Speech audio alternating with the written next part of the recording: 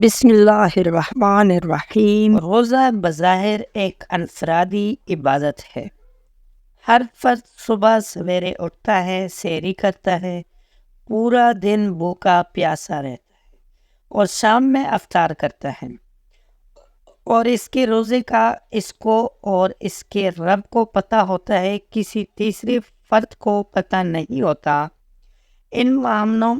ان معنوں میں روزہ ایک انفرادی عبادت ہے، لیکن اس کے ساتھ ساتھ روزہ ایک اجتماعی عبادت بھی ہے، معاشرتی عبادت بھی ہے، اس لیے کہ پورا معاشرہ ایک ساتھ ایک وقت میں روزہ رکھنا شروع کرتا ہے۔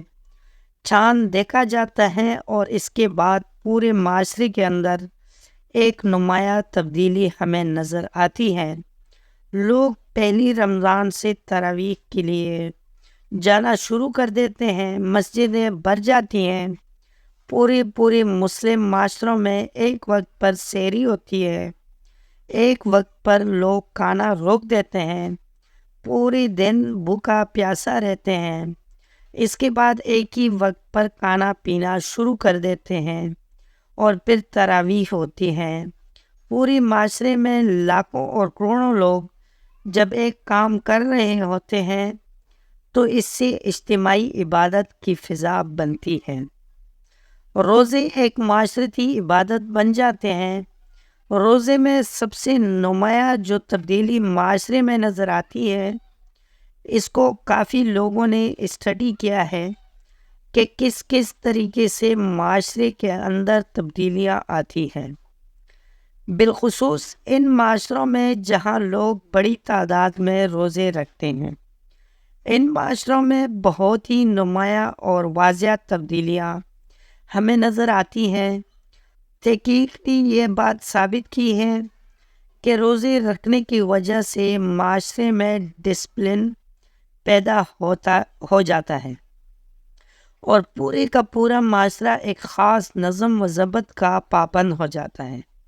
سارے لوگ ایک وقت میں تراویح پڑھتے ہیں، ایک وقت میں کھانا شروع کرتے ہیں، ایک ہی وقت میں ہی کھانا روک دیتے ہیں۔ یہ ڈسپلن جس معاشرے میں ہوتا ہے، یہ اتنا مؤثر ہوتا ہے کہ دیکھنے والا اس کو دیکھ کر حیران رہ جاتا ہے۔ کچھ عرصہ پہلے رمضان کے مہینے میں آسٹریلیا سے ہمارے ایک دوست ڈاکٹر آئے جو بہت بڑے پروفیسر اور ریسرچر ہیں۔ رمضان میں ہمیں انہیں ایک ریسٹورنٹ میں کھانے کے لیے لے کر گئے۔ جب کھانے کے لیے سب لوگ بیٹھے تو وہ افطار کا وقت تھا۔ انہوں نے کہا کہ کھانا شروع کریں، تو میں نے ان سے کہا کہ یہ ایک خاص وقت ہے جس پر سب لوگ کھانا شروع کریں گے، اور پھر وہ وقت آیا، اذان ہوئی، سارے لوگوں نے ایک ساتھ کھانا شروع کیا۔ یہ دیکھ کر وہ بہت حیران ہوئے، اور اس کے بعد انہوں نے پاکستان، ہندوستان کے علاوہ مختلف جگہوں پر لیکچرز دیے، تو ہر جگہ یہ بات کہی کہ میں نے اپنی زندگی میں انسانوں میں اتنا بڑا ڈسپلن کبھی نہیں دیکھا۔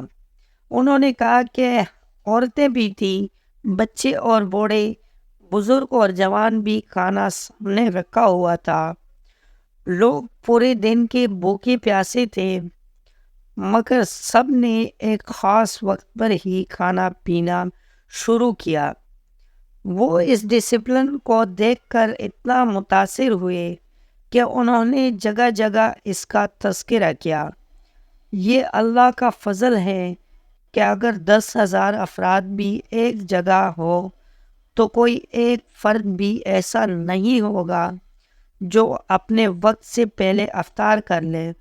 یہ ڈسپلن جو روزے کے نتیجے میں انسان کے اندر پیدا ہوتا ہے، اس کے اثرات زندگی کے مختلف معاملات میں نظر آتے ہیں۔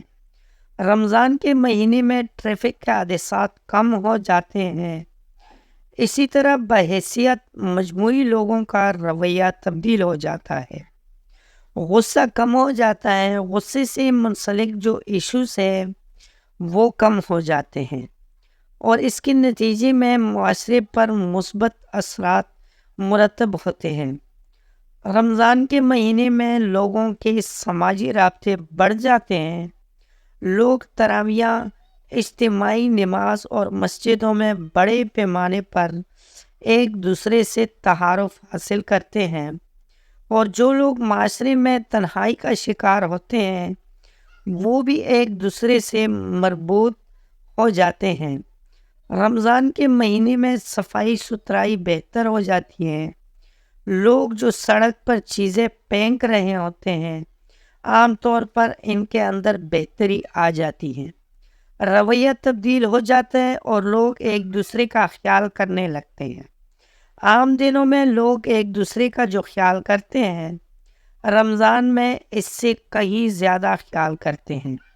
مثال کے طور پر دوسروں کی مدد کرنا، اور یہ کسی بھی معاشرے میں مثبت چیز سمجھی جاتی ہے کہ اس معاشرے میں وہ لوگ جو زیادہ اچھی پوزیشن میں ہیں وہ ان لوگوں کی مدد کریں جو کم پوزیشن میں ہیں، اور رمضان میں یہ کیفیت ہمیں اپنے عروج پر نظر آتی ہے۔ اس طرح رمضان المبارک میں بیماریوں کی شرح میں بھی کمی واقع ہو جاتی ہے۔ جو لوگ عام دنوں میں نشہ کرتے ہیں، جیسے جو لوگ سگریٹ پیتے ہیں، پان تمباکو استعمال کرتے ہیں یا اور نشہ اور اشیاء کے استعمال کے عادی ہوتے ہیں، ان کے نشے کے استعمال کے اندر کمی آ جاتی ہے۔ میڈیکل ریسرچ سے یہ بات پتہ چلی ہے کہ پوری کمیونٹی میں انفیکشن کی بیماریاں کم ہو جاتی ہیں، دل کی بیماریاں کم ہو جاتی ہیں، ہارٹ اٹیک سے اسپتال میں جو داخلے ہوتے ہیں وہ کم ہو جاتے ہیں، فالج کا حملہ کم ہو جاتا ہے۔ ماہرین نفسیات نے مطالعہ کیا ہے کہ رمضان کے مہینے میں مسلم معاشروں کے اندر جرائم کی شرح میں کمی آ جاتی ہے۔ پورے معاشرے میں جو مثبت تبدیلیاں پیدا ہوتی ہیں اس کے نتیجے میں جرائم کم ہو جاتے ہیں۔ اس کے ساتھ ساتھ معاشروں کے اندر نفسیاتی بیماریاں بھی کم ہو جاتی ہیں۔ خودکشی نفسیاتی بیماری کی ایک ایسی قسم ہے جو پوری دنیا میں اسٹڈی کی جاتی ہے۔ دنیا کے بہت سارے معاشروں میں خودکشی کا رجحان کافی زیادہ ہے۔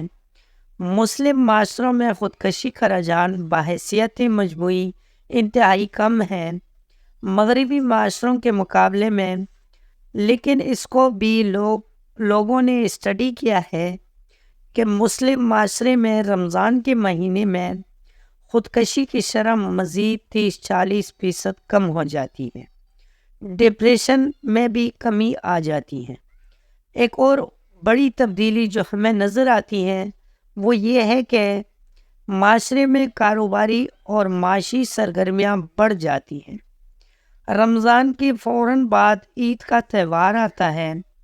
اس موقع پر لوگ اپنے لیے بھی کپڑے بناتے ہیں اور اپنے بچوں کے لیے بھی تحفے تحائف کا تبادلہ بھی ہوتا ہے۔ اس اعتبار سے پورے رمضان میں معاشی سرگرمیاں بڑھ جاتی ہیں، اور ان کا بڑھنا کسی بھی معاشرے کے لیے انتہائی اہم ہوتا ہے۔ رمضان کا مہینہ صرف انفرادی طور پر ہی کسی فرد کی صحت کو بہتر نہیں کرتا، بلکہ معاشرے میں بھی مثبت رجحانات اور فروغ دیتا ہے۔ معاشرے کی صحت، نفسیات، معاشی و سماجی سرگرمیاں بہتر ہوتی ہیں اور جرائم کی شرح میں کمی ہوتی ہے۔ دوستوں، آپ کو آج کی ویڈیو کیسی لگی؟ امید ہے کہ ویڈیو پسند آئی ہوگی۔ اگر ویڈیو پسند آئی ہو تو ویڈیو کو لائک کر لیں اور کمنٹ میں اپنے رائے کا اظہار ضرور کر لینا۔ چینل کو سبسکرائب کرنا مت بھولیں۔ ملتے ہیں اگلی ویڈیو میں، تب تک کے لیے اللہ حافظ۔